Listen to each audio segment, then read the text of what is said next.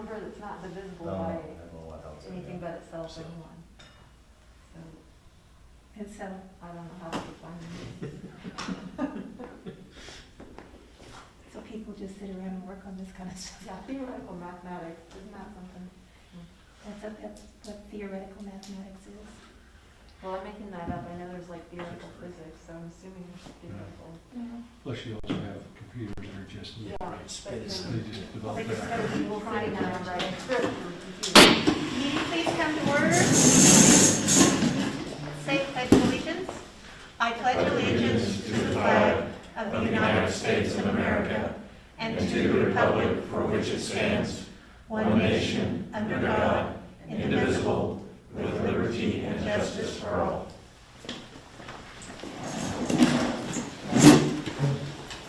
We have three people who would like to speak during public input. James Rohrbach first. If you'd like to come up to the podium right there, James.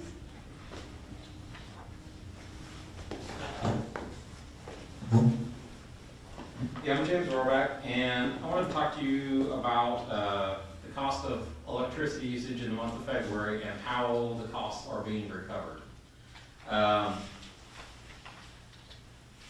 When we received our letters talking about it, how our next 22 months are going to recover the cost for February, I was a little confused. So I called and got some clarification, and what I've come with that each customer is not being billed on the actual kilowatts used.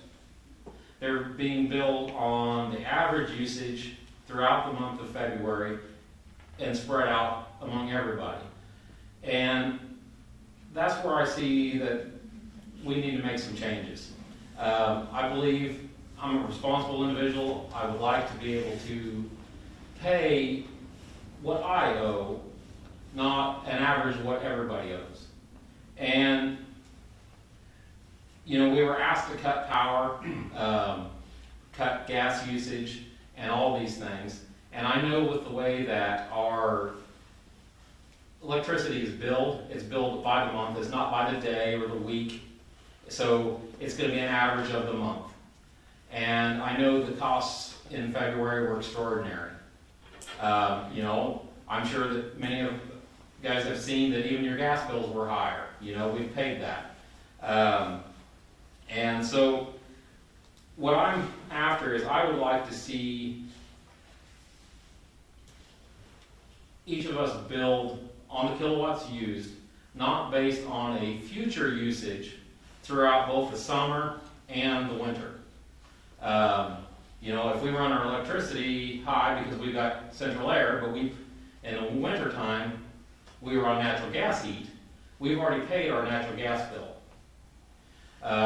We will now have a higher percentage throughout the summertime, and I believe that each person should be responsible for paying their own bill, not a general average of everybody's bill. I've talked to dozens of people. I'm sure some of you guys are aware that I put a few things out online, and there was a pretty big discussion. And there is an awful lot of people that feel the same way that I do, that want to be responsible for their own bill and just be billed what they used.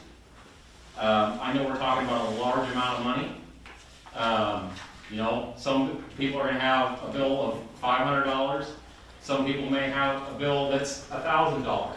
It all depends on their usage and how they used it. So really what I'm asking for is I would like to have an option to pay our bill based on our own personal kilowatt usage for the month.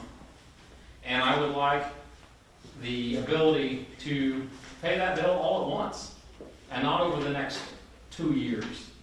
I'd rather just get it over with and be done.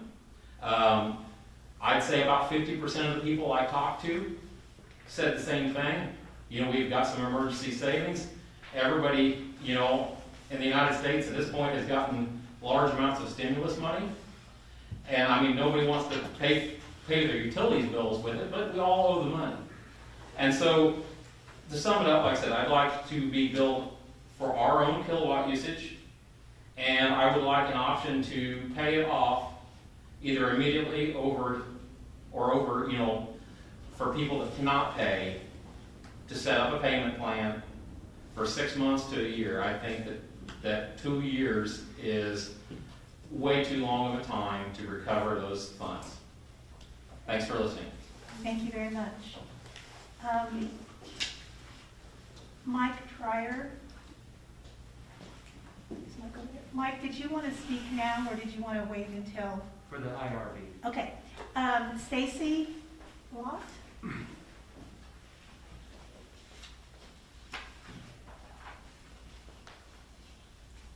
Hi, I'm Stacy Lott. I attend the Lindsborg Covenant Church, and I just wanted you all to know that we pray for you all by name every week, nearly every week, but we always pray for you. And I just brought some little gifts to thank you all for all that you do. It's not an easy job, and just wanted to give those out to you. So Thank you very much. Do you want me to Stacy. hand That's it out very with nice. you, or let you hand them out? You go ahead. That's Okay. all right. That's all right. And here's a card signed by all the people Oh. who prayed. All right, thank you. Very much. Ooh, chocolate.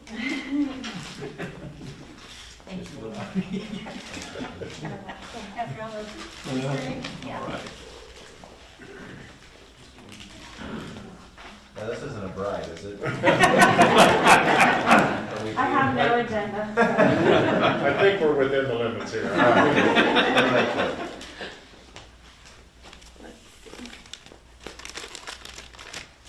And I only brought them for the city council members. So Don't get mad, Vegan. We can. Well, maybe we're outside. maybe I should give you all Jody's. You can split Jody's. No, she's not there.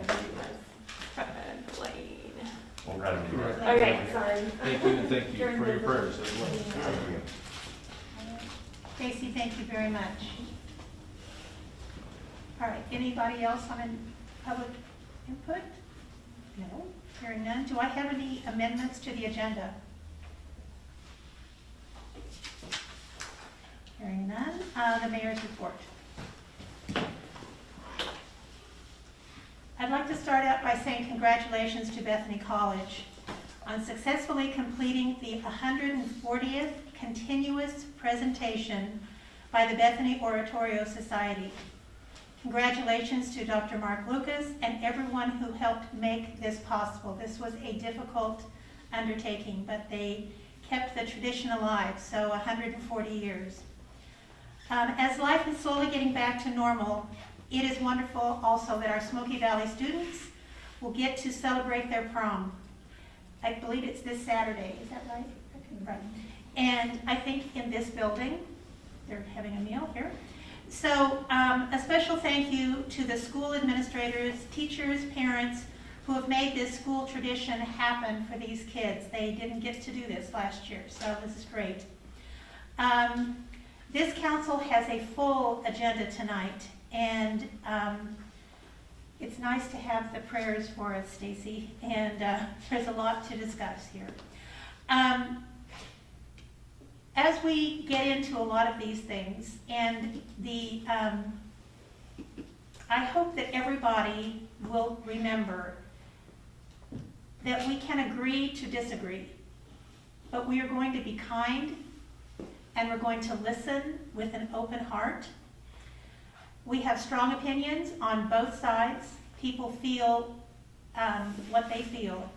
But I hope that it will, discussions tonight will be certainly courteous to each other, but also open your mind to try to look at something from the other person's standpoint. So with that, we will go into our agenda. Do I have a motion to approve the consent agenda? So moved.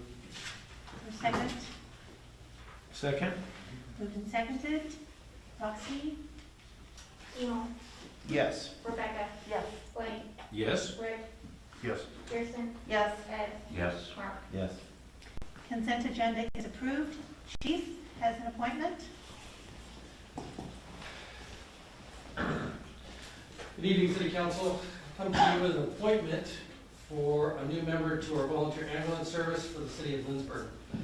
New member is Cade Stover. Cade is currently working for Midwest Building as a concrete specialist, but he recently graduated from our fall EMT class and has successfully been certified by the state of Kansas as an EMT. He is desirous of volunteering with us as an EMT, and your time and consideration of this would be greatly appreciated. Do I hear a motion to approve Cade Stover? So moved. Second. Moved and seconded. All those in favor say aye. Aye. Opposed? Please welcome Cade. Thank you. Thank you. Gary, Planning and Zoning. Evening, Council. A comprehensive plan is a policy guide for directing future land development. The plan is used to evaluate development proposals, forecast future service and facility needs, and qualify for state and federal grant programs. Our current plan was adopted in 2005, and funding for an update was included in the 2020 Capital Improvement Plan. On March 2nd last year, a contract with Shockey Consulting was approved, and as you remember, a few days later, all hell broke loose. During the months of March and April, members of staff were directed to review and potentially cut any and all ongoing projects. But the comprehensive plan update was spared, and on May 4th, Greg recommended that the planning process begin in June. Coincidentally, this was also the meeting that Greg announced that City Hall would temporarily close to the public until May 24th, 2020. And for those of you who haven't heard, we finally opened to the public today, 11 months later. By August, work with Shockey began in earnest with bi-weekly staff meetings, joint meetings with City Council and Planning Commission, and a series of steering committee meetings where much of the heavy lifting took place. There were also many successful public engagement efforts throughout the process. It should be noted that almost all of these meetings were held virtually. Some were technically better than others, but the work got done. And I want to commend Lucas, who spearheaded the project from day one, and he deserves the credit for getting us to where we are now.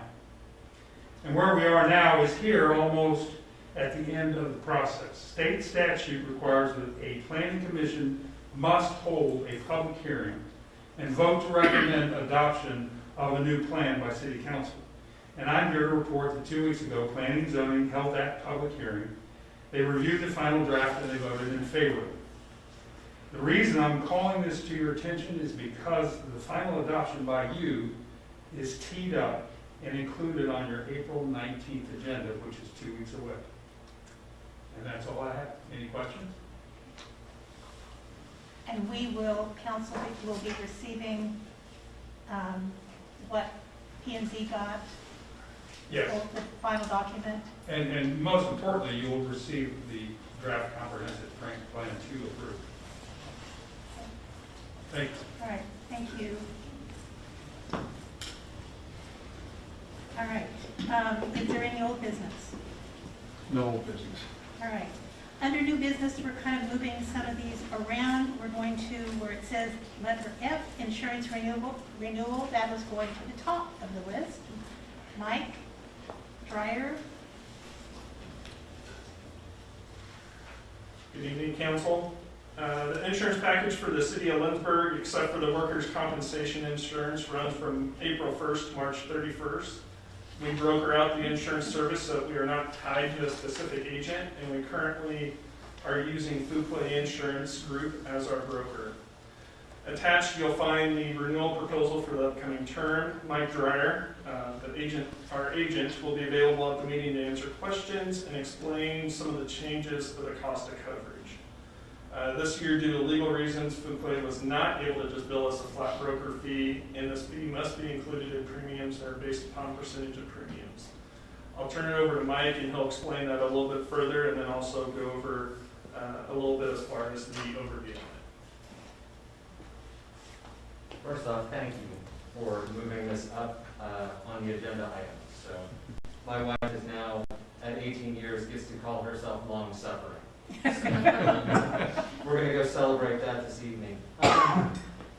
The biggest change in the insurance package for the city this year came around, and I won't go too inside baseball with what happened, but the Kansas Insurance Department and EMC are in a bit of a tiff right now. The insurance department did not like the way that EMC filed their rates, some language that was used in that filing, and based on that, sent them back. And some of that had to do with the ability to charge a flat fee versus a commission structure. And so we were advised as an agency to negate the fee structure that we have done previously at the risk of our agency license, which would mean we'd basically be out of business. So they tied our hands quickly. It is my understanding right now that this is being resolved. I have not been given a time frame. My thought process would be before the next renewal, and I'm happy to update David as that process goes forward and progress is made. Overall, in the insurance package, the premium increase came in at about 9%, which has held fairly close to where we've been year over year. Coverage changes, our shining spot came around the ambulance malpractice coverage. That was moved away from EMC into a company called Western World, and the policy is structured better, some better coverages, and they were able to cut the premium in half on that portion. Property took about a 4% increase. We were able to keep the deductibles where they were year over year and didn't have to raise. We were not as successful in our arguments on the auto side of things. That has been industry-wide. Commercial auto has seen high losses, and we're seeing most major carriers try and recoup some of that through premium, and they're doing some of that with deductibles. Any vehicle over $100,000 original cost new, we saw deductibles increase to, I believe it's $2,000 collision and $2,000 comprehensive. Anything smaller, we're at $1,000 for collision and comprehensive coverage. We're not terribly excited about it, but the please don't do this argument didn't work very well. So it's something we'll continue to revisit, and as we can, we'll try and negotiate that back. As far as the $2,000 deductibles, the fire trucks and ambulance would be the vehicles with the original cost new over that. General liability exposure stayed the same. Everything else was fairly benign from year to year, but that's kind of the general overview. If there's any questions, I'll do my best to try and explain insurance company and department infighting, but just bear with me a little bit. All right. So what I'd ask is for a motion to approve the insurance proposal from Upley Insurance in the amount of $114,000 and 99, or $114,099. All right. Do I hear a motion to approve this? So moved. Is there a second? Second. Any discussion? Sorry, was that second email? Yes. Thank you. Just as a matter of history, it was about 9 or 10 years ago, we switched to bidding out brokerage services because for municipal insurance coverage, there's essentially two companies that provide it in the state of Kansas for municipal governments. That's EMC Insurance and Travelers. And what we were running into when we bid insurance is we would put a bid out to different agencies. Well, the first one into the agency then locked out all the other insurance agencies. So we started bidding out the brokerage services so we could, because that way we knew what service, because there were times that the first one there didn't necessarily provide us great service. While the coverage was still EMC, the service they provided was not strong, so we switched to that format so that we could guarantee the city better service on its insurance package. Because every time you bid EMC against Travelers, I have never seen Travelers come in less than EMC. So those are our only two insurance companies, underwriters that are provided in the state of Kansas for municipals our size. So just to diffuse the issue here. Okay, is there any other discussion? I just have one question. Everything looks pretty, lines up, but what's the golf course? And I don't know if you have this in front of you, but there's a big difference between the current year and the renewal value listed for the golf course. It's 26,000 in the current year and 72,000 in the renewal. That is likely, but let me pull it. There it is. Oh, that is based on the general liability portion, and it is the liability, which is bodily injury or property damage that the city would be deemed negligent for. It's based on sales. So the golf course had a wonderful year last year. Okay, so that was, okay. And so that's what drives that. And it's, from a premium standpoint, it's not drastic, but yes, that's That's understood. I just wanted to confirm I was reading that right, that really was the difference in sales. Okay, thanks. Any other comments? Roxy? Mark? Yes. Ed? Yes. Kirsten? Yes. Rick? Yes. Glenn? Yes. Rebecca? Yes. Emo? Yes. Okay, so we will go back up to the top of the agenda. Industrial Revenue Bond, Tax Equity and Fiscal Responsibility Act hearing. We will now open the public hearing in regard to the issuance by the City of Lindsborg of tax-exempt industrial revenue bonds for the Sprout House Learning Center for the construction, furnishing, and equipping of an approximately 10,000 square foot child care facility at Wells Fargo Road and Emerald Drive in Lindsborg, Kansas. Anyone want to speak to this? Okay. I would love to. As the board president of Sprout House, I wanted to offer my thanks to all of you for, obviously the city isn't on the hook for the bond that goes to Sprout House, but your cooperation and access to a financial advisor is, if this goes as well as we think it will, and the fundraising is ahead of schedule as far as the building goes, this allows a sustainable plan through these bonds to hopefully allow Sprout House to build an operating endowment that will sustain us further. So I wanted to thank everybody here for their cooperation and efforts on behalf of Sprout House. All right. Thank you, Mike. Anyone else want to speak to this issue? Hearing none, we will now close the public hearing in regard to the issuance by the City of Lindsborg of tax-exempt industrial revenue bonds. Hearing is closed. All right. Go on. Yes. Next item is Charter Ordinance number 24. Who is beginning? I will address this. First, I would like to introduce Brett and Steve Sugar with Stiefel Nicholas, working with the city not only on the sewer improvement bond issue, but also on the industrial revenue bond. And Charter Ordinance number 24 is to charter out of state statute. State statute requires a referendum on a sewer improvement project, but it's non-uniform across cities of different classes, and because of that, we are able to charter out of statute.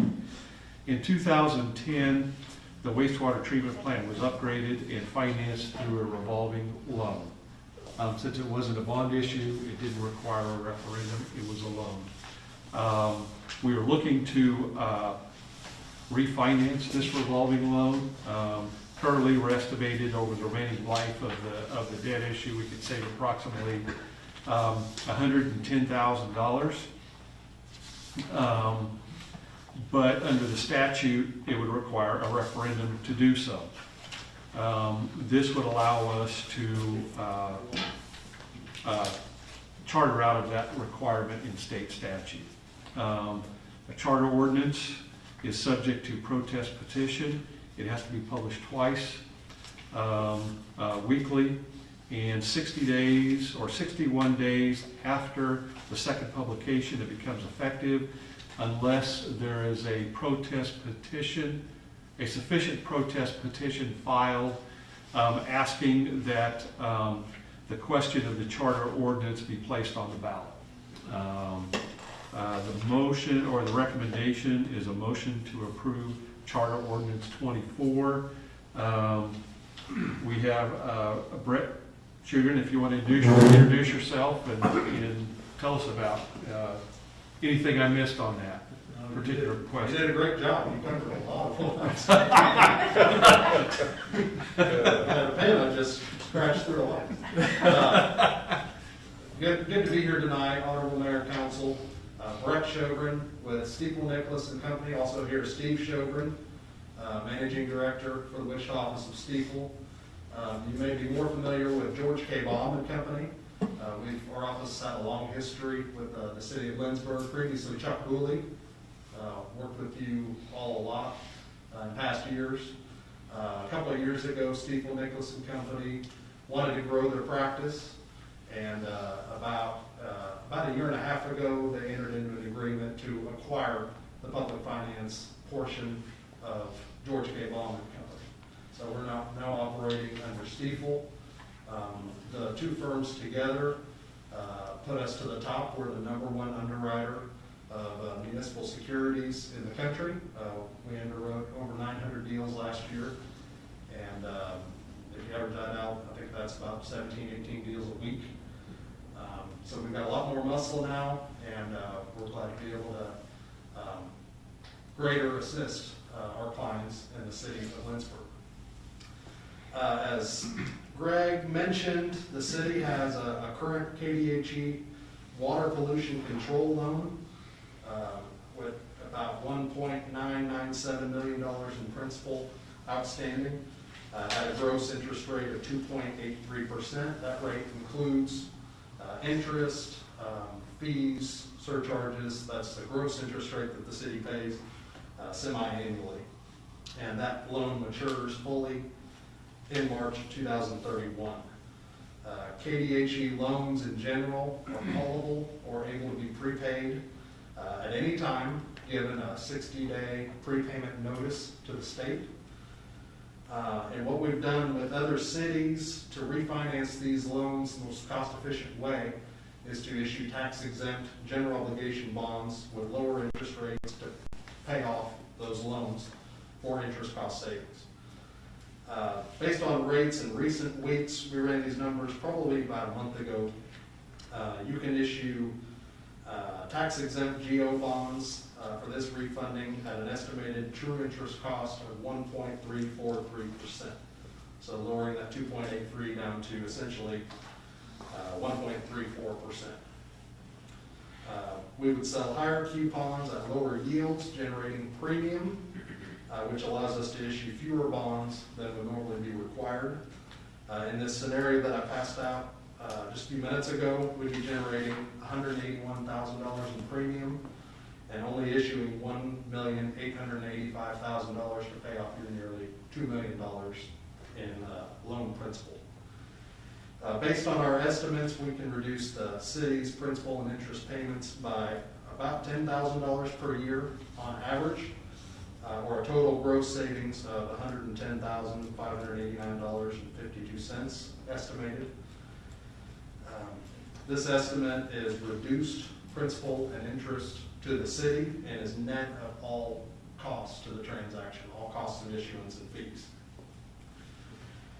We look at present value in comparing refunding transactions, which is the value of future dollars correlated to today's market, because you're going to get this savings in the future, or most of it in the future. And the net present value savings, including rounding amount, is just under $112,000. which is 5.599% savings over the refunded principal. An industry standard that we look for is typically 2 to 3% present value savings before recommending a refunding transaction, and this is nearly 5.6%. So we feel good about recommending this to the council. When we originally contacted your administration, Greg had good questions. He had valid concerns on the city's general obligation debt limit. As a city, you're limited to 30% of your assessed valuation as far as bond issuances. And he said you might have projects in the future and wanted to be mindful of your debt limit. However, water and sewer projects are exempt from your debt limit. So this project, this refunding, if you issue bonds, would be exempt from the debt limit and wouldn't affect that at all. Due to the size, this is a rather small size of transaction. We recommend a non-rated transaction. A rating costs a minimum amount of money. It's probably $10,000 to $13,000. And we don't feel like the interest savings would pay for that premium, so we'd offer the bonds non-rated. But we would solicit it to municipal bond insurance. Municipal bond insurance is a credit enhancement tool. The premiums really have been pretty cheap lately, inexpensive, and they allow us to market the bonds at the bond insurer's rate. Okay, so it makes it more marketable, the interest is less, and as long as the savings pays for itself, as long as the savings pays for the premium, we'd like to do that, and it's included within the sizing of the bond issue. In this scenario that I passed around, we made the final maturity callable in case you had additional monies and you wanted to pay the deal off a year in advance, maybe in 2030. You could pay it off in advance. We can back that callability up to 29 or 28, but there is reduced savings by doing that. If you make the transaction callable sooner in time, the buyers of the bonds take that into account in the bond pricing. And we've estimated that at about $5,000 for every year you back it up, okay? Just in case you want to consider that. I want to emphasize that these are estimates. The market, especially during COVID, has been kind of rough. It's stabilized, but for instance, in mid to late February, we did have a market move in the municipal market data index. It moved in about 43 basis points, and in that 2-week period, which is a pretty big move in our market. And we do have a little bit of time before we can actually sell bonds and issue those bonds, as Greg mentioned. We will monitor the market as the protest period is ongoing. We'll build the offering document, we'll monitor the market. The resolution for consideration tonight, one of the resolutions for consideration, states that we won't enter the market and transact the bond issue unless we can save you at least 4% present value savings. Figure 4%, you'd still like to do the deal. And if we cannot say that 4%, we won't enter the market, there'll be minimal cost to the city. The only cost might be publications for that charter ordinance. But if we don't sell any bonds, we work on a contingency basis. The lawyers, the attorneys, bond counsel, everyone works on a contingency basis. And if we can't save you at least 4%, you owe us nothing. As Greg indicated, there's a small challenge. He did a great job explaining it. Let's try to summarize it real quick. Basically, for sewer improvement projects over $300,000 requires an election under state statute. An option that other cities have used that we work with is to charter out of that specific statute, and it allows the city to enter into a project for sewer improvements without an election and issue bonds for that. Since we're not technically refunding bonds, we're refunding loans. This is considered a new project. And really, the new project is sized to pay off the loans. And since it's a new project, we have to fall under this statute. Greg did a great job. Adoption of the charter ordinance, 2 consecutive weeks of publication and a 60-day protest period. And we'd be developing the preliminary official statement, doing all the steps in the background while the protest period's going on. As long as there's no sufficient protest, we'll jump right in and market bonds and get it done as soon as possible. That time period, we published the ordinance, if adopted tonight, on April 8th and April 15th. That puts the protest period expiring on June 14th. We plan to market bonds on June 17th. I'd come to your meeting on June 21st, given a successful sale.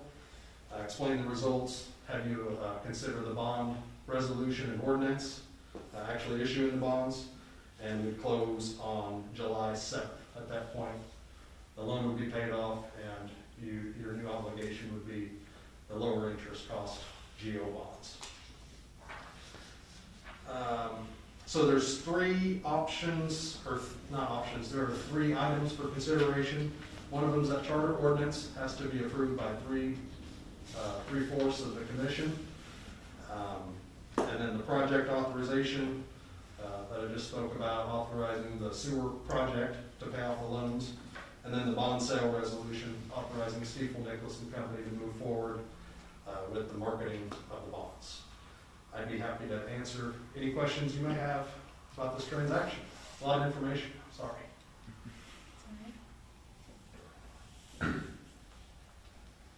Okay, hearing none, do I have a motion to approve Charter Ordinance number 24?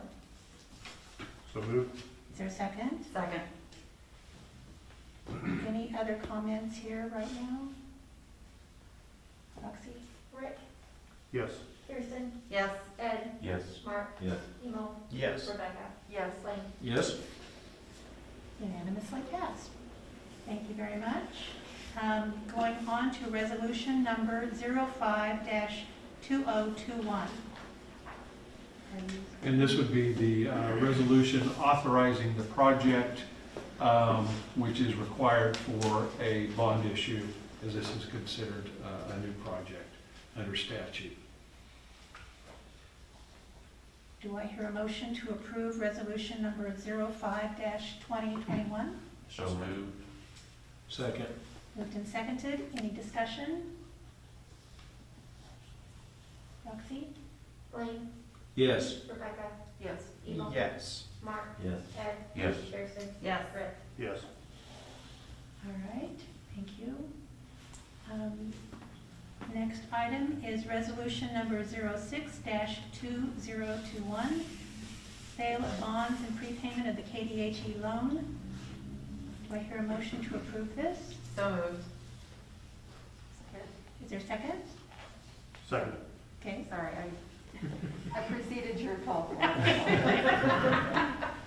Moved and seconded. Any discussion here? Hearing none. Roxy. Roxy. Rebecca, Yes. Emo, Yes. Mark, Yes. Ed, Yes. Kirsten, Yes. Rick, Yes. Blaine. Yes. Great, thank you very much. We'll be back All right. hopefully in June with positive results. All right, thank you so much. Thank Thank you, Brett. It's gonna be stormy tomorrow night, by the way. Okay. Lucas, next item. Mayor and council, I'm excited to come before you tonight with resolution number 07-2021, which does several things related to the child care project. So it defines a public purpose, which is general economic welfare and prosperity, which is certainly something we've been talking about with this child care project over the last 2 years. And then it provides an authorization and intent to issue industrial revenue bonds, places conditions on those bonds, and affirms significantly the tax exempt status of the industrial revenue bonds to be issued for construction, furnishing, and equipping of a childcare center. This provides the opportunity under state statute for Sprint House to sell bonds to a bondholder, so a third party, and get benefits including a sales tax project exemption certificate, which has a lot of value, a net value after we paid bond counsel of $60,000 to $70,000 probably for the project. And our staff recommendation is a motion to approve resolution number 072021. Do I hear a motion? So moved. Second? Second. Okay, moved and seconded to approve resolution number 07-2021. Any discussion? Was that Blaine for the second? Yes. Thanks. Okay. Is there any discussion on this? Hearing none. Roxy? Mark, Yes. Emo, Yes. Rebecca, Yes. Blaine, Yes. Rick, Yes. Kirsten, Yes. Ed. Yes. Motion carries. Thank you very much. This has been on our plate now for, what'd you say, 2 years? At least, yes. 2 years. This is a, Feels like longer, doesn't it? it's a great, great evening, so thank you very much, Lucas. We have done the insurance renewal, digital billboard. Holly.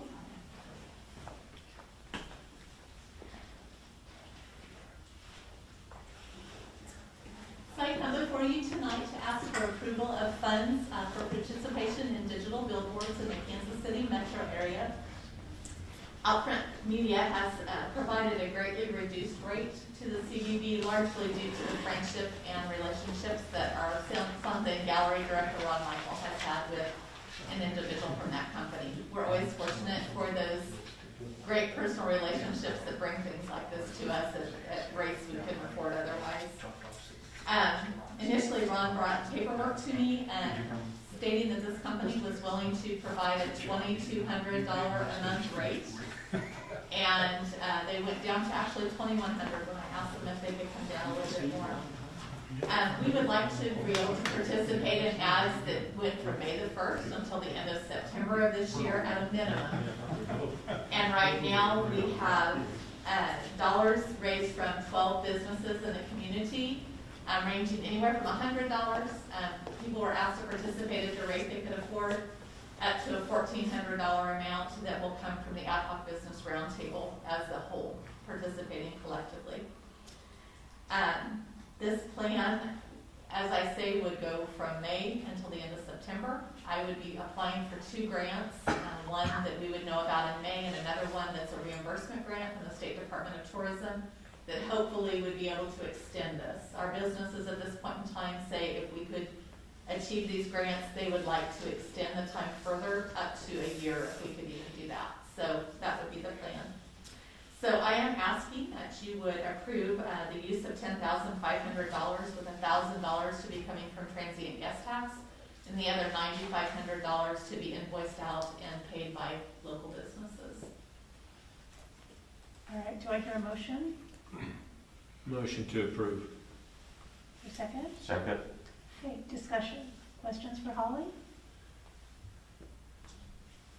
So do you have the whole 9,500, is that committed to? I or- do.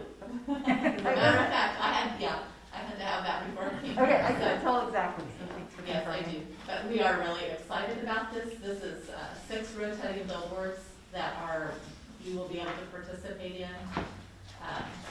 We have been trying to look at ways we could get into the Kansas City metro area affordably, and that's been really difficult. And yet we know that this year, travel with COVID has changed a lot of things.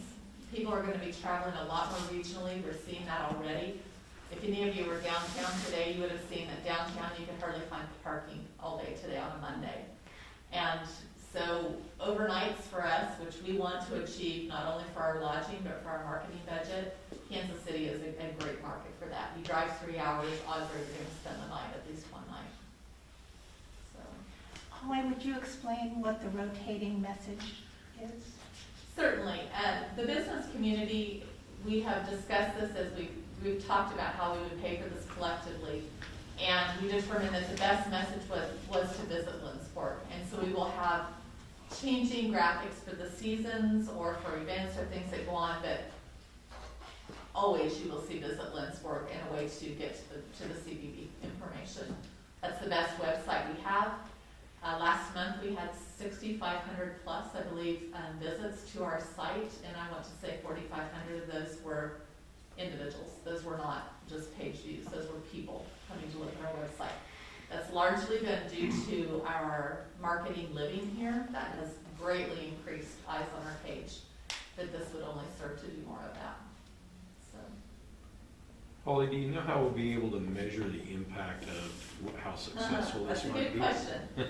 So we talked about some different methods. We could use a different URL, but you're only going to have about 8 to 10 seconds to look at the sign.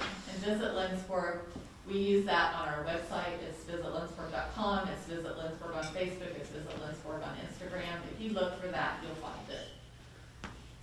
Probably, but even if I give you a great URL and we see people come back to that URL and we see it's being driven by that market, I still don't know, because of the way we don't have the finances to measure. I still don't know if those people cross into the city limits.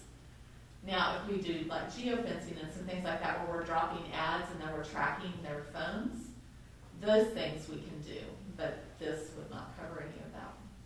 So our best bet, honestly, is probably just our business owners asking people and finding out how they found out about Lindsborg, particularly if they're coming from eastern Kansas. Well, I know the business owners, some have indicated in the past that the billboard they see on interstates would, brought them in. So hopefully we'll get that same kind of feedback. Our billboards have done well for us, and my hope is that we can go longer than even this period of time. I think if we can get close to a year, our results will be better yet, because people are just going to be seeing that message over and over, only they're going to be seeing different visuals with it, which just, I think, are enticing. It's intriguing, and it makes you want to know more. How often can you change it?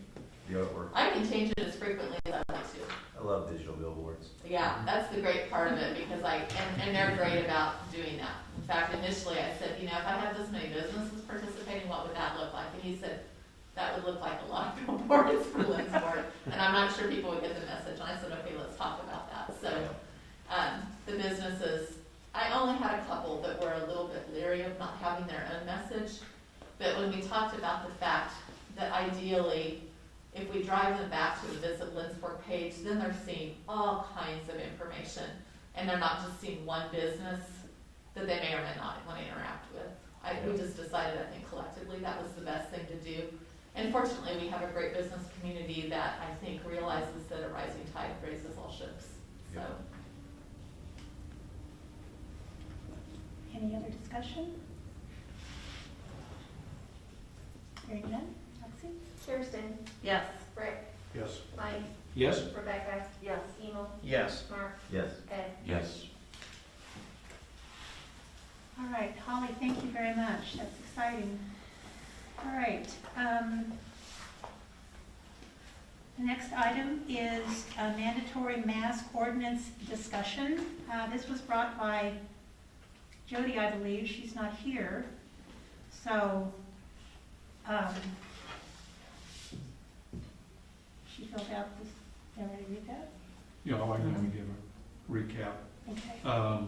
Ordinance 5267 implemented mandatory masks when inside a public place. It goes on to define public place and any exceptions to that mandatory mask requirement. One of the things of that particular ordinance is that for the ordinance to be rescinded, it takes action. It doesn't automatically expire. The request was received to discuss what City Council would look at to either rescind or amend that particular ordinance. I have included in there McPherson County coronavirus dashboard as potential statistics. There's also statistics that you can pull down on a national, state, or county-wide basis. And then in reviewing whatever metrics you want to use, To do that, do you want to do it on a local, well, when I say local, we don't have statistics on Lindsborg itself. So you'd be looking at a countywide, statewide, or regional county, statewide, or an national region, or national statistics, whatever you decide. I also included in there Senate Bill 286. There was some modifications in that bill from when it was included in the packet last Thursday. And what that bill would, one section of that bill would require that funds be set aside by counties and cities that restricted business operations, and one of those was requiring masks and requiring businesses to enforce that particular section of the ordinance. In the original bill, it had an effective date of May 1st. It's now been modified that this bill would, if adopted, and it sits in Senate Judiciary right now, which is an exempt committee, meaning that it can still go to the state legislature if passed out of committee for consideration. It's been modified to May 31st. Whether it passes out of committee or not, I don't know. I just want to make everybody aware that it is a possibility.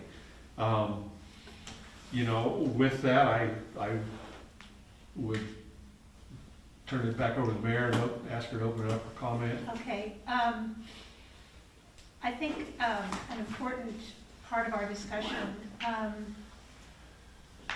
and consensus on what benchmarks will be used and what levels do those benchmarks need to be to rescind ordinance number 5267 regarding the masks.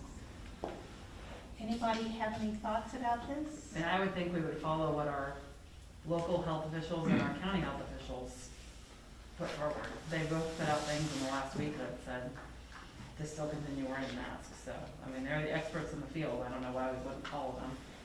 All right. They're not mandating it, however. You can go to Walmart right now and shop without a mask and MAC. I'm saying McPherson did not follow the guidelines. So the guidelines by the county health department that came out in the email we got this week from her said she still wasn't recommending wearing masks. But they're using the same guidelines to vote on that as we are right now. Well, if we were voting.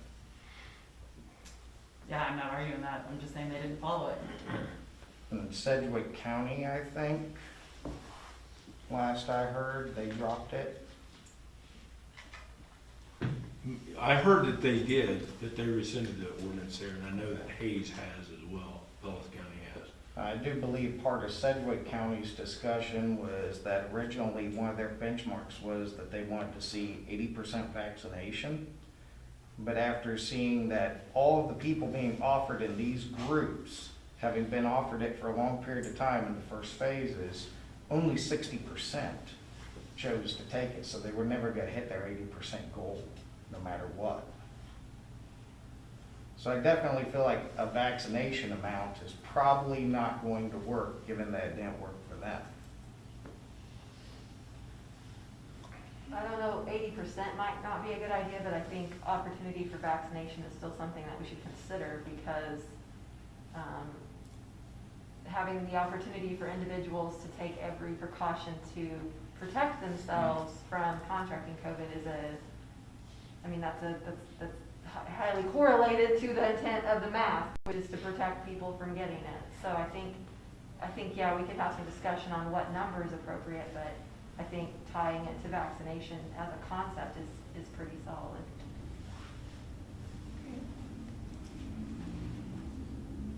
Any other comments, council members? At what point are we at the phase, we're at the phase right now where anyone that wants it can get in line, right? That's right. It opened up to anyone 16 years of age or older. And when did that happen? Was it Friday last week? Yeah, it's recent. So it's Yeah, pretty recent. Thursday or Friday. It hasn't even been 2 weeks or anything. No. I don't think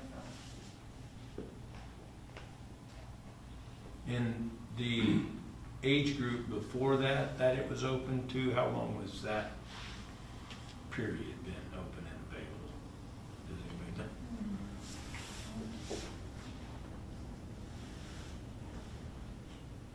I don't know, but it doesn't feel like anybody who wants a vaccine is having a hard time finding one.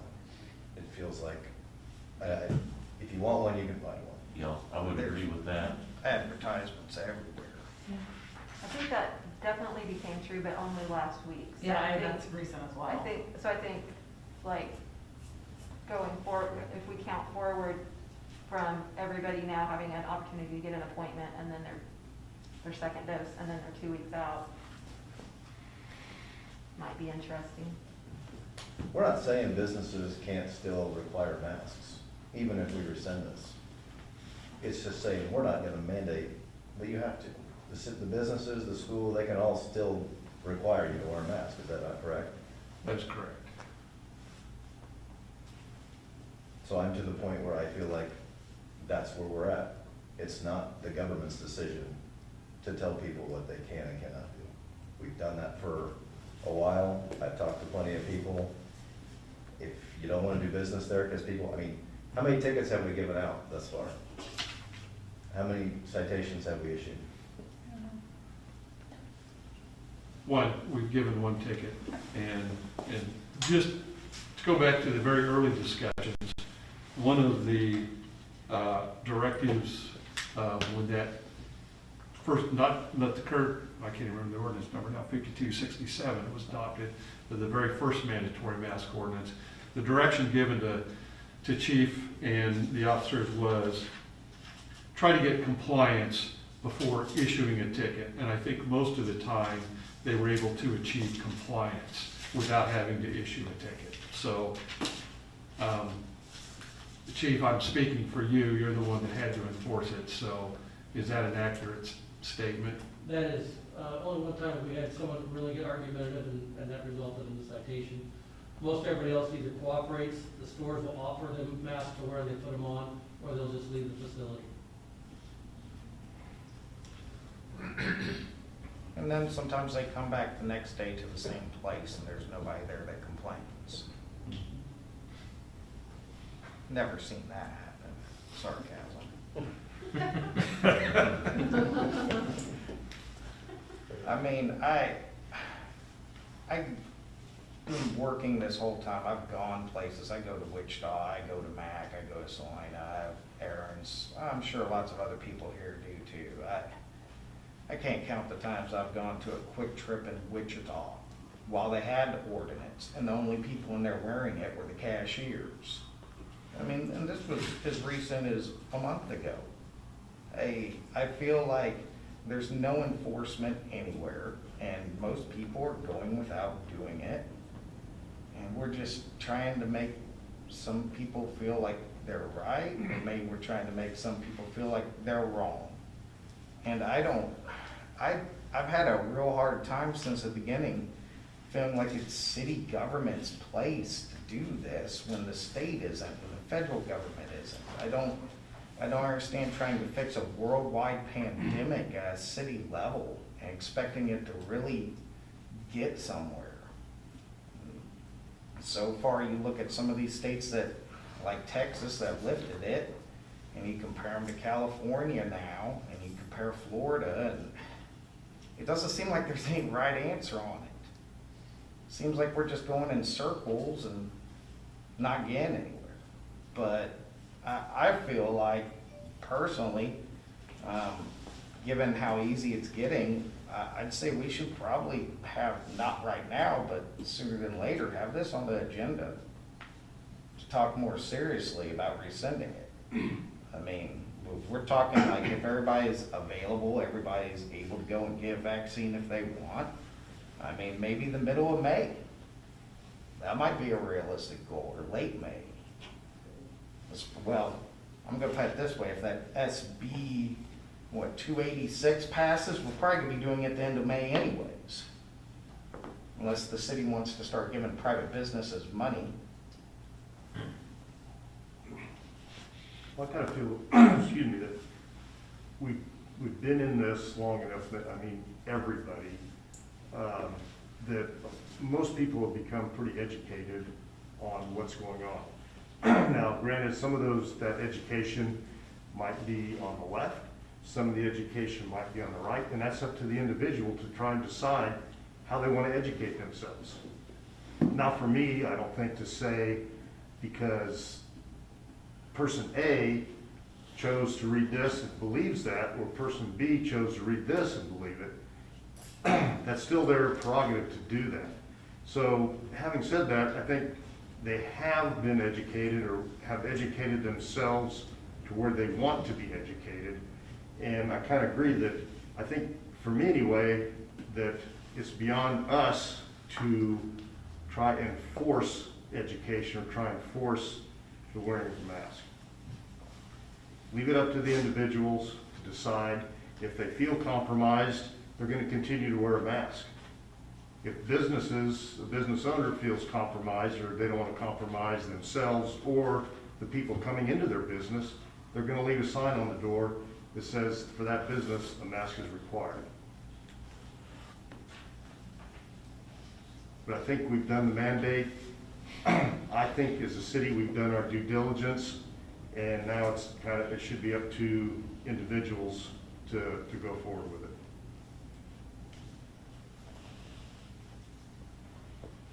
You want to make a motion, Rick? No.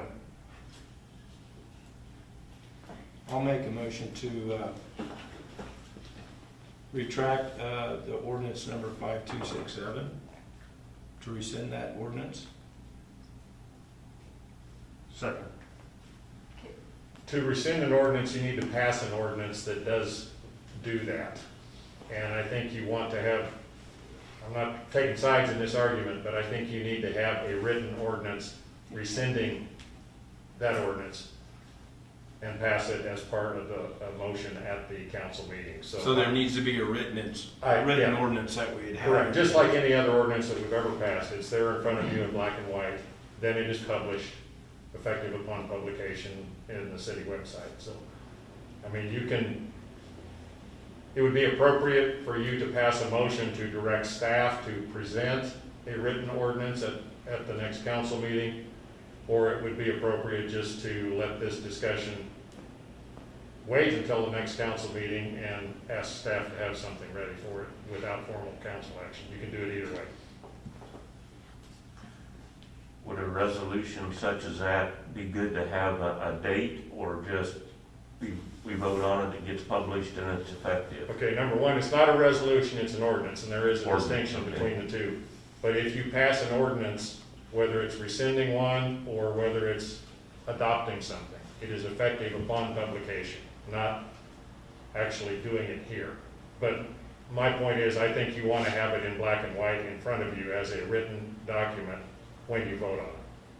But if you would choose to do that at what's 2 weeks from tonight, April 19th or whatever, if you have a written ordinance, rescinding ordinance number, whatever this is, I think that would be appropriate.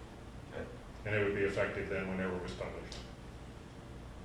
So I don't need to make a motion or anything, just give directive to staff to have that ordinance in Sure. place in Yeah. 2 weeks.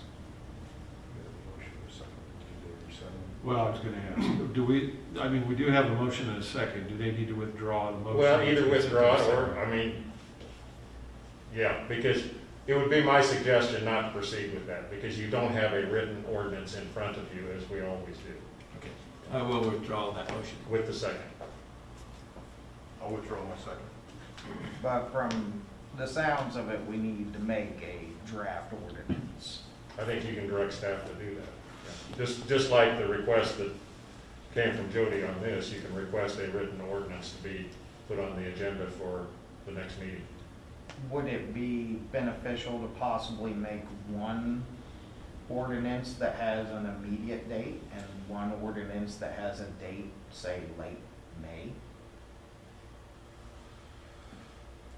Would that be difficult to have two different options?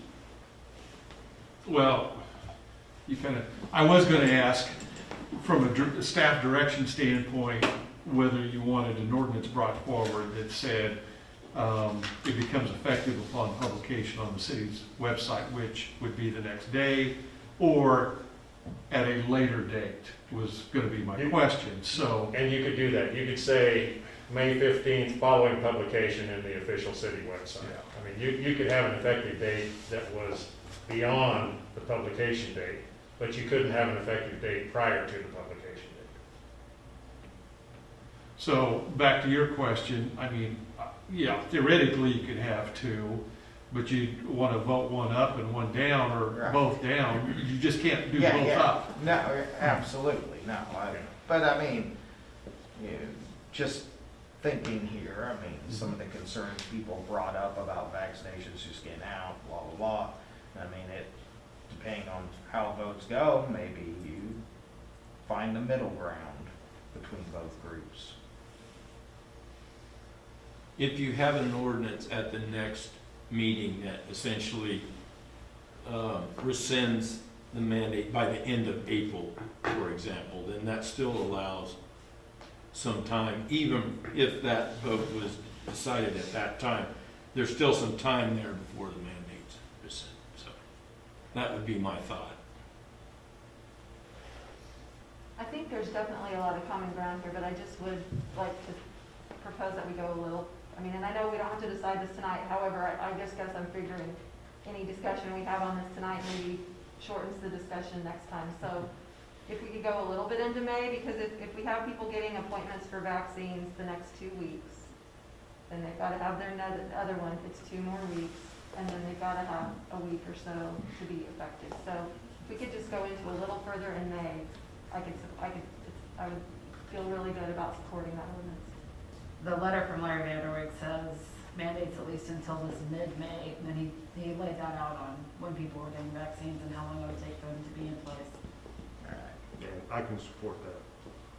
Yeah, Likewise. I'd love to go ASAP, but I think that that's Well, I probably the think better we're gonna, time. yeah, we'll find some. That's where I'm at as well. Yeah. ASAP would be good, but I wouldn't have a problem with legal in May. What happens if this bill goes by, though? It's the end of May that. See, it it's would been come changed to the effect. end of May that it would be Oh. effective. Not, it was originally proposed May 1. It's been modified to May 31, if it's Right. adopted. Which gives time to make it mid-May or even late May. So consensus of the group is to bring forward an ordinance rescinding ordinance number 5267 and for it to become effective mid-May. That'd be a good And it'll be direction on to the go. agenda for the April 19 meeting. Yes, yes, it would be on the April 19th agenda. Okay? Thank We're you not for voting the, on anything up here, but do I see a bunch of heads nodding? Yes? Okay. All right. Okay. That was the end of that discussion. All right. Rick? Mayor, I move we go into executive session to discuss the acquisition of real estate, exception KSA 74-4319B6 for 15 minutes and to include the city administrator, assistant city administrator, and city attorney. The open meeting will resume at Now 7:38 to 7:53. 7:53. All right. It's been moved. A second? Second. All those in favor say aye. Aye. All these start at 8. 8:20, actually, to step off. You may need to use the elevator, then we need to go this way. You want to use the back stairs, either way is fine.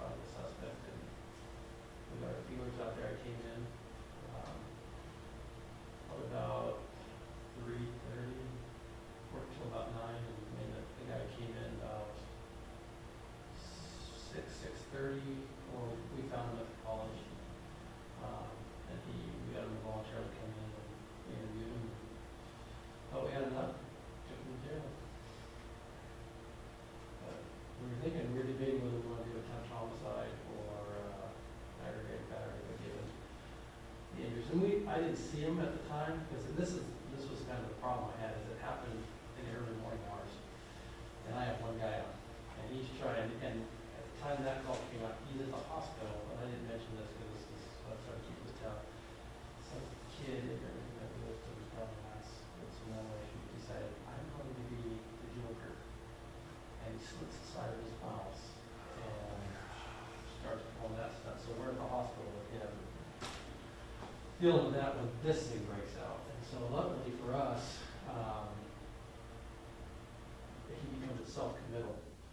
So our officer rolls over to that, and he's calling for assistance, so we get deputies to come in and help us, and they try to sort it out. He calls Scott Wolfen, and they're kind of working it, and I wake up in the morning to find the text, and Scott said, hey, just so you know, I came in, this is what we're doing. I said, what do you got? What do you need? Do you need me to come in and help? And he said, let me work on these statements first. The suspect's outstanding. I said, okay. So we got to about 3:30, I could tell, actually about 2:30, I could tell by that time Scott was way over his head, because again, he's by himself on Sunday, and he's trying to chase down all these leads, and I said, let them come in and do it. And so we ended up writing search warrants, so we were working until probably 2 in the morning on this, the next morning, because we searched the guy's room and stuff. We got another lead that we found evidence in another room and stuff, and so it's just kind of a big mess. But we got a guy in custody, so that's a good thing. So it was off campus, or was it a rental house or something? Yeah. Huh? Yeah, but I don't think it's big on South Road. Like, I don't know. I don't know.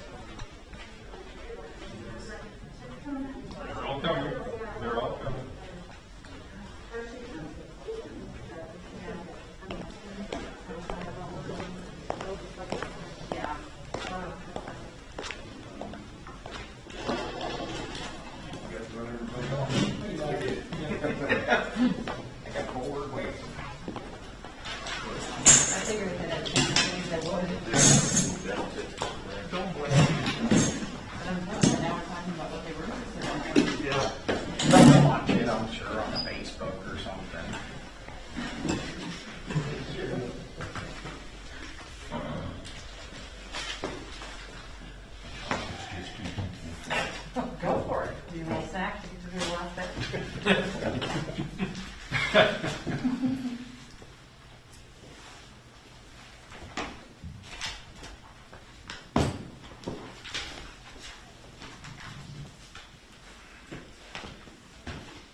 so no action was taken, and here we are. Okay. Okay, we discussed that we would be talking about the electric rate in the other slot. Does anybody want to say about the electric rate? I just want to make sure that I understand, because I thought I heard the gentleman that spoke say a couple different things, and I got a couple of emails that were very similar to what he said. And the point that seems different in the comments he made, he wanted people should be paying for their own electricity and not based on average use. And I think that statement might be misleading, but we are paying for the electricity we use in the future, and not necessarily what was used or not used in February. Everybody's metered, and it's read on a monthly basis. So everyone is billed on their kilowatt hour consumption on a monthly basis. The power cost adjustment is, whether you want to call it a rider, on top of it, on top of the consumption. So if you had 100 kilowatt hours of electric consumption, you'd be billed for 100 kilowatt hours, and our rate right now is 10.16 cents per kilowatt hour. And right now we have a 1.5 cent power cost adjustment to help recoup the extra almost $900,000 extraordinary expense we incurred for the month of February. So that would be an additional, Emo, you're my math guy. Oh, I wasn't. $1.50. Close of attention. It'd be $1.50 a About the month same extra being passed on around. top of that 100 kilowatt hours of consumption. And so every month moving forward, as we have it proposed, is having a cent and a half power cost adjustment. So let's say your next month, your consumption goes down to 60 kilowatt hours. You pay for the 60 kilowatt hours plus a cent and a half per kilowatt hour more for the power cost adjustment. If your rate goes up, or not your rate, your consumption goes up to 150 kilowatt hours, you're paying for your consumption of 150 kilowatt hours, and then an additional cent and a half per kilowatt hour for the 150 kilowatt hours. So it fluctuates from month to month. We have had a power cost adjustment in place since 2011. And just to give you, and prior to that, we had what was called an energy cost adjustment. And the reason of the change is based upon changes of contracts. But essentially, this is a standard practice in the energy industry, whether it's electric or whether it's gas. Real quick before I forget, didn't we get, and maybe I'm wrong on this, but didn't we get a rebate sometime in the last year or two because it didn't cost as much as we thought it would? Wasn't there a one-time only thing we got? Yes, and that was in, I believe it was March, March of last year, at the onset of the pandemic and things locking down. Every residential customer that received electric, water, sewer, and trash from the city received a $50 credit on their monthly bill, utility bill from the city. For businesses, you had to have electric, water, and sewer. And the reason we didn't require trash is because many businesses have dumpster service directly through McPherson Area Solid Waste Utility. So all those businesses that received those three services received a $100 credit. And that was to offset some of the burden of the pandemic and the expense of the pandemic. The power cost adjustment is called energy cost adjustment, electric cost adjustment. purchase power cost adjustment in the electric side. In the natural gas side for retailers such as Kansas Gas Service, it's called cost of gas, and it fluctuates monthly.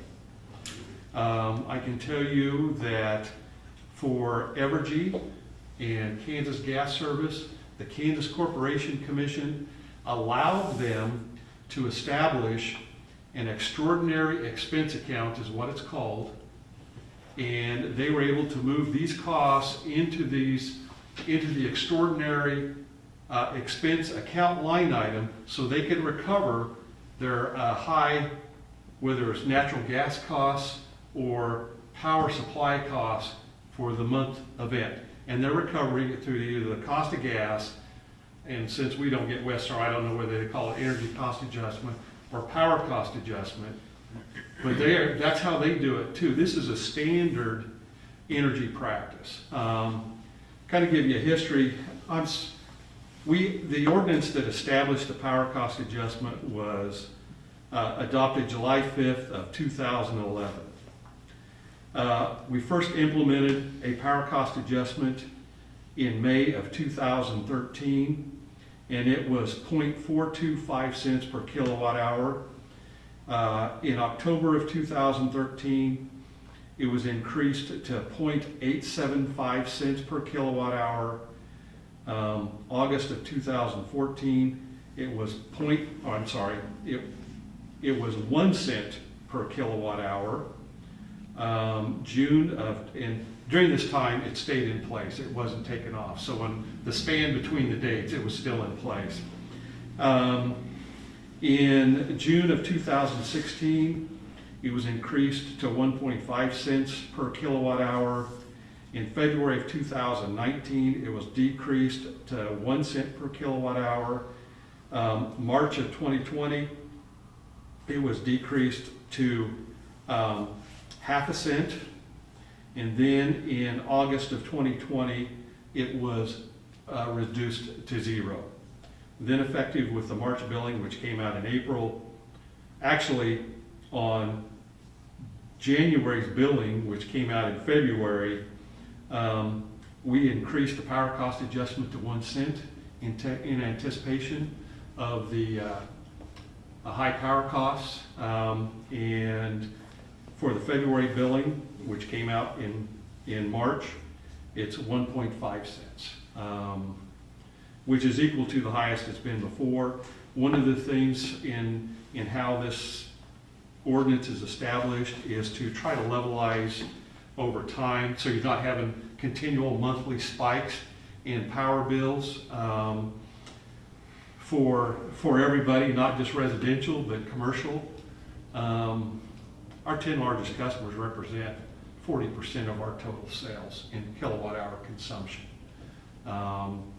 Residential consumption is about 48% of our total electric sales, which means all of commercial is about 52% of our total consumption. We have one customer that's just under 12%, well, 11 point something percent of our total sales.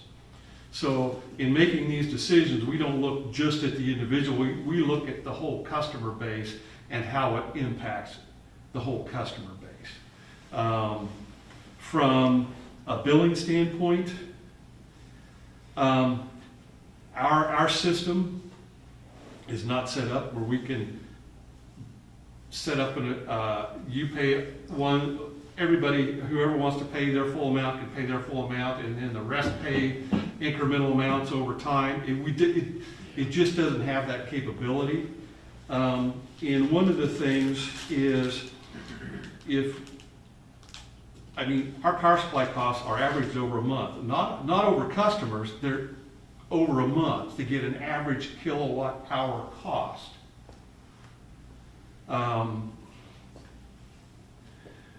But if we were to charge on the theory that we're going to charge people based upon what they use, then we would have real-time meters that are reading their consumption in real time.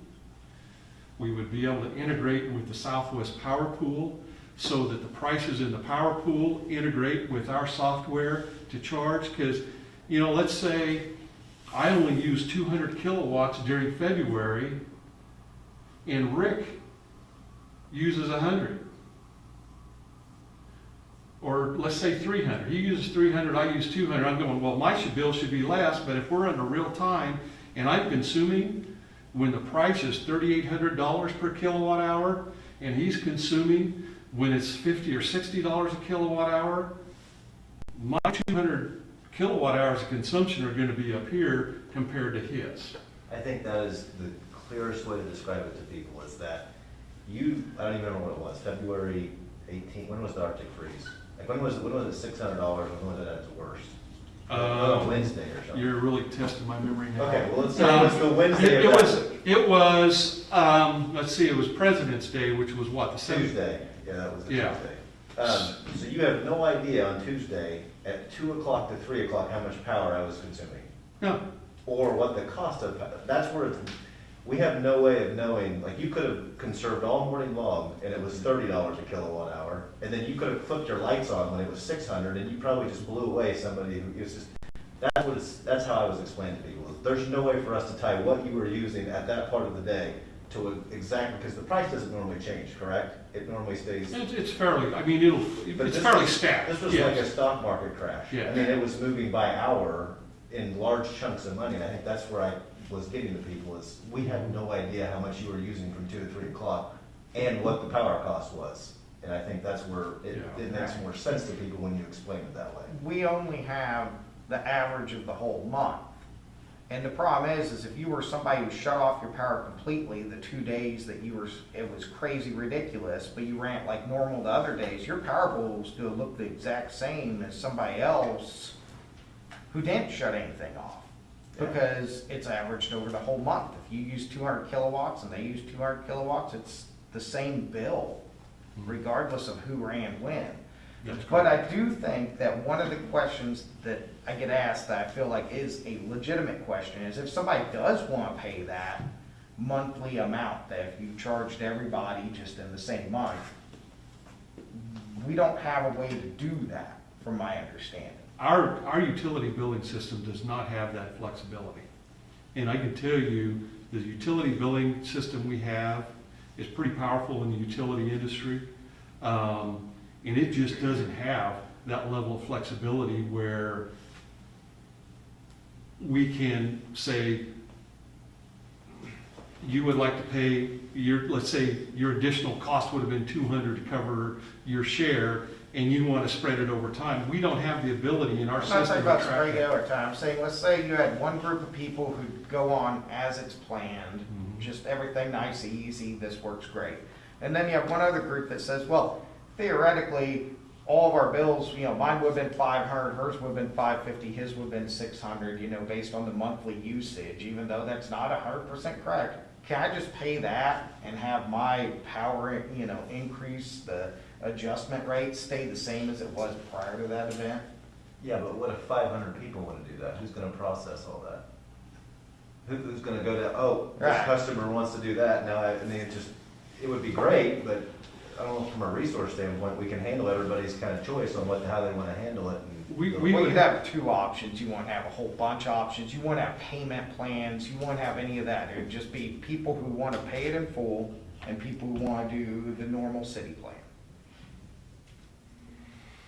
Well, the problem with that is, for those to do that system, we would have to set up a whole separate accounting system to track one of those two groups. Well, I certainly respect the several individuals who have stated that that's their preference. I mean, I still feel like they're probably a minority of the customers. I mean, obviously that's speculation, but I think most people probably appreciate the opportunity to have it spread out, is what I'm saying. I would agree with that.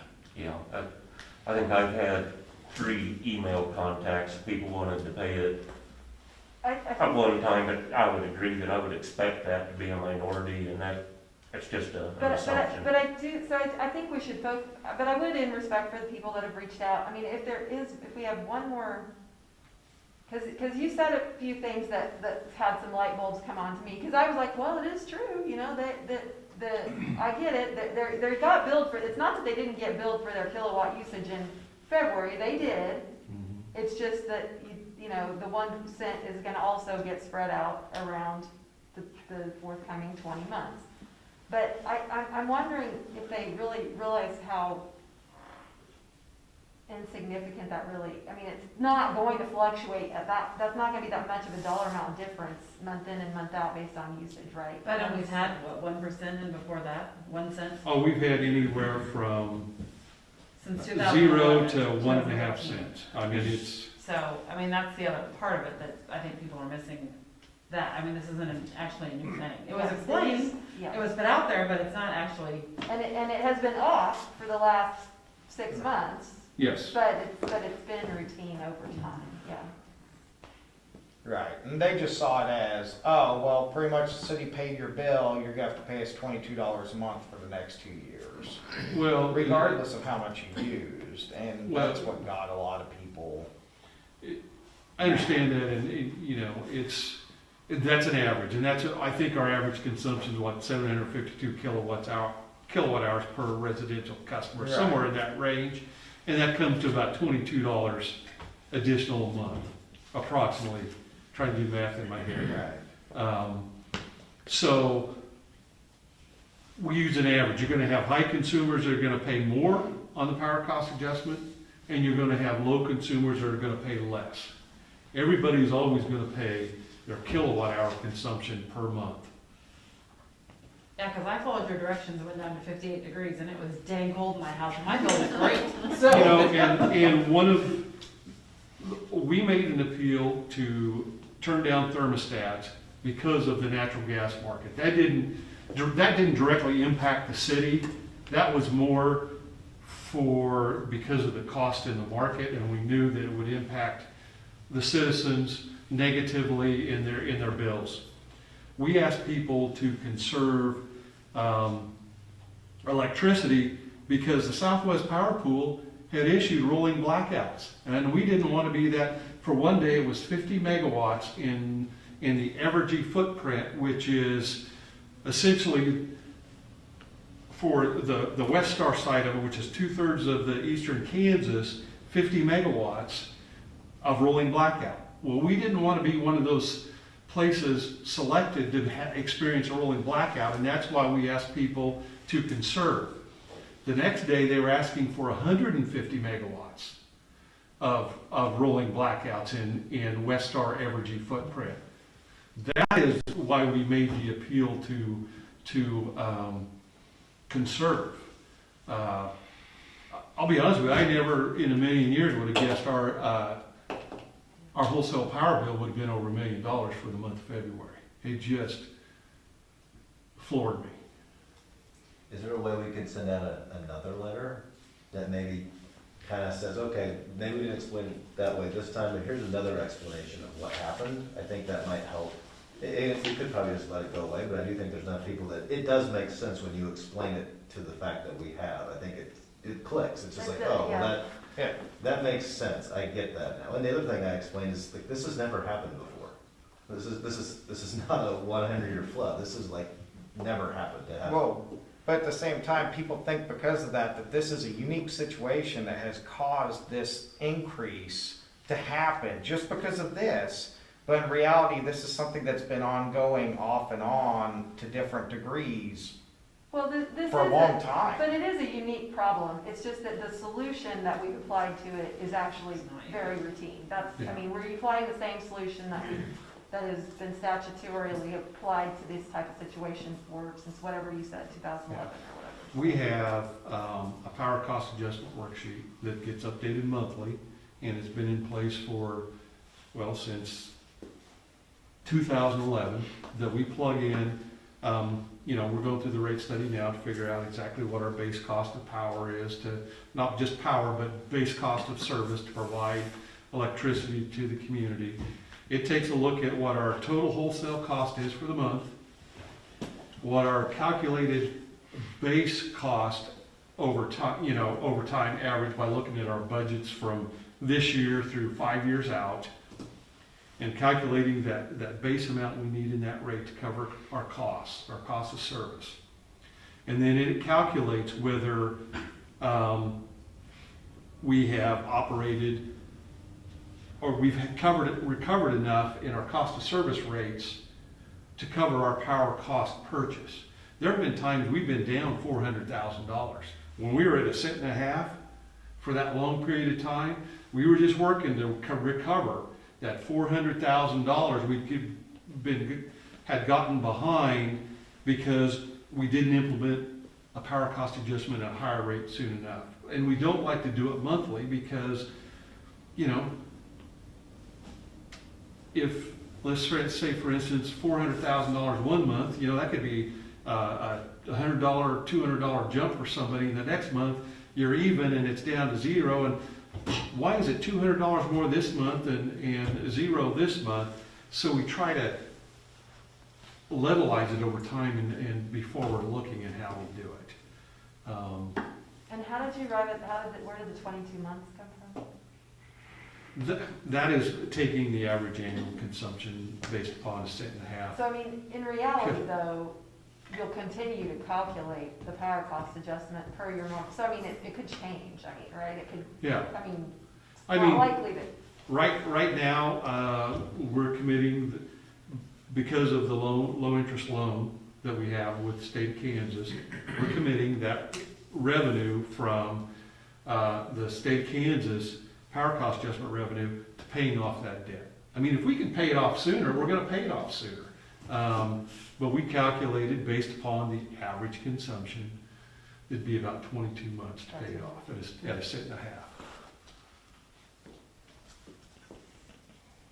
I think that part is somewhat worth making clear, is that this is an ongoing, the rate adjustment is not, because we also don't want people thinking at 22 months it's going to definitely go away, because it might not.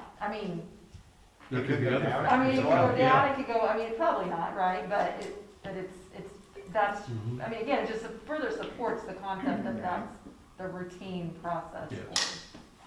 Yeah. Because it looks like within 1 year, because March we went from 0.5, half a cent, to August 0 cents, to January 1 cent, back up to 1.5. It's changed 4 times in the past year. Mm-hmm. Just for my curiosity, how much does a demand rate meter cost versus a regular meter? Is Chris Lynn home? Chris? I don't have that. Oh, come on, you can't just throw a guess out there. We're not making This data is probably 5-6 years old. The demand, okay. I got to qualify it. If we're talking a single phase meter, residential. A regular meter is about $35. A demand meter is about $235. Now, one of the things we're looking at is automated metering infrastructure, which will give us some greater flexibility in the future. We're just not there yet. And the one thing is, how much do you invest into a system like that that we may never need again? Right. Because this was pretty rare occasion of what happened. Very rare. Thank you, that was very helpful. Yes. And if I can remember everything I said. What? Let's have Chief give an update on EMS first. Oh. Okay, we're not done yet, guys. We got 3 minutes till tip off. Drag it out. Yeah. I'm going to do my best not to take very long. It was unbelievable. So, for those who didn't know, we've been ongoing with Kansas Board of EMS, constantly updating them on where we're at, what our progress is. As you know, I think the last meeting I had with them was in December, where they talked about potential fines and stuff. Well, I had a meeting with them April 1st. I'd like to say it went well. It did not. They had some very choice words to say about our progress, which weren't very nice, to say the least. But we continue to see the same problem. Our issues with being out of service have not slowed down. And in fact, in some cases, they've continued to rise. And so what they made the decision to do was, in their mind, we weren't moving fast enough. We weren't doing enough fast enough.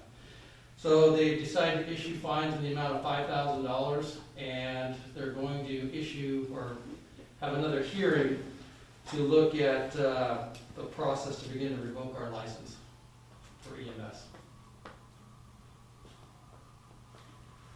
Just out of curiosity, are we like the only people being charged here? Are there other cities that run into this issue commonly? I think there's a lot of places in Kansas that are running into it. I don't know to our level that they're running into it, but other agencies are having problems.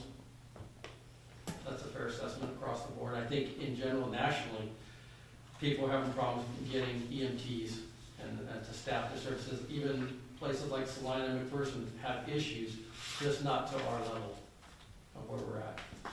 I think you might also run into a little bit of problems with it self-reported, am I correct? Correct. So there are probably some EMS departments out there that just say, well, nothing happened, check, yep, we were here. And they don't get penalized for that because nobody catches them. So I don't expect the hearing to take place earlier than about 90 days. And they did recognize that if they did that, it would put more pressure on some of our surrounding EMS services.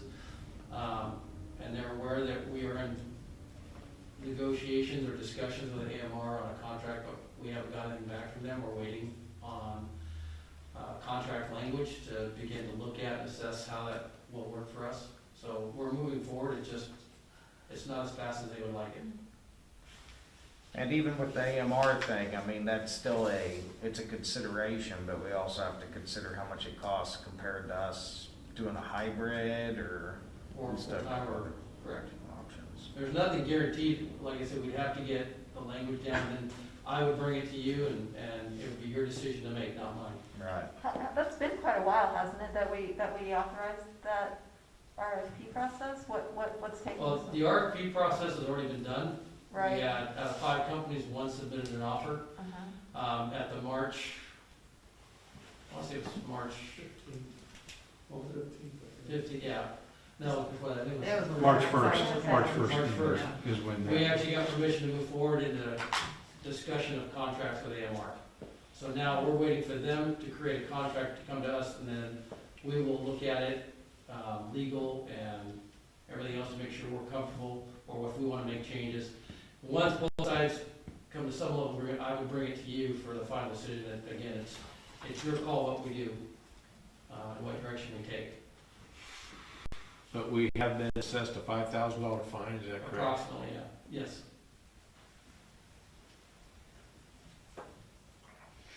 Did they give you a timeline of when they would send back the language? Who, AMR? I got a call from him last week that they're coming to the conclusion of putting it together. I should get it here shortly, but not an exact date, no. I'm hoping by the end of this week, maybe early next week. But I'll put a call into it again tomorrow, see how close we are. There's a lot of things, because they're looking at the leasing of the building, the leasing of the ambulances, and the other equipment we have, and that type of work, so. Okay, the meeting on the 19th with the county. Yes.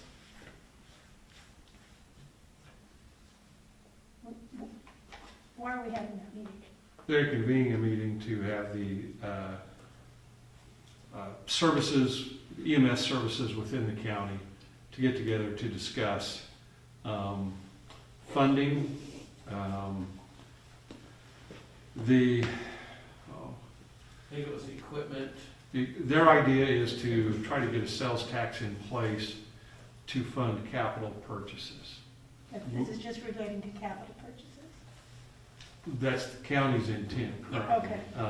I've expressed while capital is a concern, there's opportunities for grants for capital items with funding O&M. That's where we're coming up short, and we're coming up short with human resource.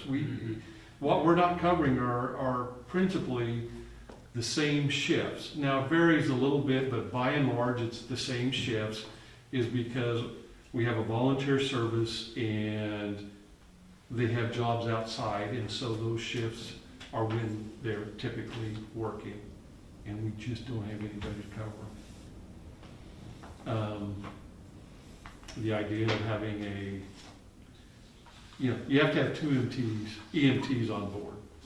You can't have a first responder and an EMT, where the first responder is a driver. You have to have two EMTs.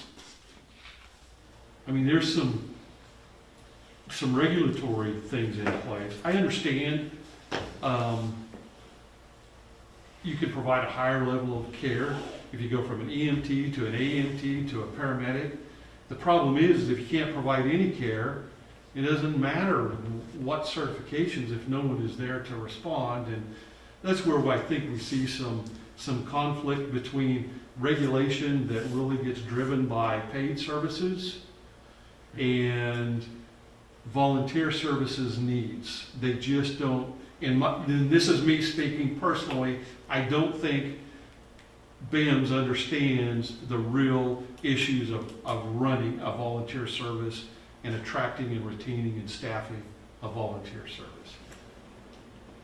I mean, yeah, we would love to have all paramedics on board. It's just not realistic. I mean, if we could have a first responder that could aid an EMT and then drive, that provides a higher level of care than no response at all. Yeah, it's just a frustrating Let's hope situation. that we hear something back soon. Do we have a date that they're gonna give us this contract? Not as a I just have to call tomorrow and see if I can push them a little. I would say, yeah, I would like, you just give us, like, we have to at least you can go back to this board and say, hey, we're getting a bid back on this date, and we can make decisions. I mean, kind of tight until it happens. But I think we are kind of in a position where we have to be working two solutions concurrently at this point because. And that's what we're trying to do. Yeah, because we're our backs against the wall now. It's already ended on a bad note, friends. Oh, no, we have one more item. It's not over yet.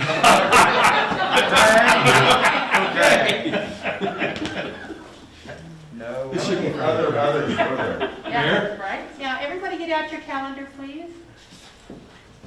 I'm busy. Look in April. We need to have a capital improvement meeting. Greg is going to streamline it much, much more this year. Okay. Promise? Good. Okay? That's for one couple Line item, one at a time. All right, What does the 26th, which would be a week after our second meeting this month, look like for everybody? My flight's on time from Chicago, I'll be back, but I don't, well, I should be. I'm sorry, could you repeat what you said? April 26th. to Monday. I should be available. You're thinking like 6 o'clock, 6:30, Yeah. all of the above? We usually do supper, but I don't know if you're gonna, are we doing supper in this world today? Hadn't planned on it. So would streamline it. It would, I know, it does. If you go like 6:37, then you go eat first. Then come I over. mean, start at like 6:30, I mean, Okay, that's well, fine with me. That's Put probably it a down, time to put it grab down on some the more stuff. 26th, right, Yeah, of April, a Monday, and we'll figure out what we're doing. And it was capital planning? Capital improvement. This is when all of the CIP department heads workshop. come in And bake. and tell you what they really want to do. Yeah. Okay? Is that it? I do not have anything else, Mayor. Okay, do I hear a motion to adjourn? So moved. Is there a second? Second. All right. All those in favor say aye. Aye. Thank you, everyone. Thank you, everyone. Appreciate your patience. Who would like this card from the company for addition to the